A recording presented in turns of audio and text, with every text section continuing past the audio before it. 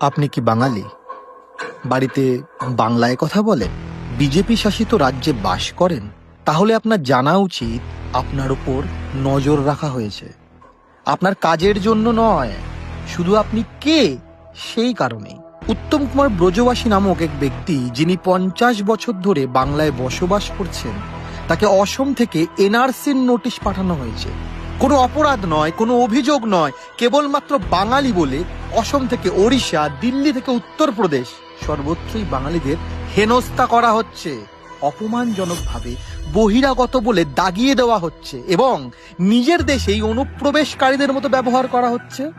বৈধ কাগজপত্র দেখানোর পরেও তাদের আটক করা হচ্ছে, জেরা করা হচ্ছে। আর এখন যখন আপনি ভাবছেন এর চেয়ে স্পষ্ট আর কিছু হতে পারে না, ঠিক তখনই কেন্দ্রীয় সরকারের থিঙ্ক ট্যাঙ্ক নীতি আয়োগ একটি জাতীয় রিপোর্ট প্রকাশ করলো। আর সেখানে দেশের মানচিত্রে পশ্চিমবঙ্গের বদলে বিহারকে উল্লেখ করে তাতে লেখা হলো কি বেঙ্গল। এটা কোনো টাইপো নয়, এটা কোনো টেকনিক্যাল ত্রুটি নয়, এটা মুছে ফেলার চেষ্টা। এই বিজেপি বরাবরই বাঙালিদের বহিরাগত বলেই দেখে। তুমি আমাদের ভুল নামে ডাকতে পারো, অবিশ্বাস করতে পারো, কিন্তু আমাদের মুছে ফেলতে পারবে না। বাংলা মনে রাখে, বাংলা প্রতিরোধ করে, বাংলা প্রতিবাদ করতে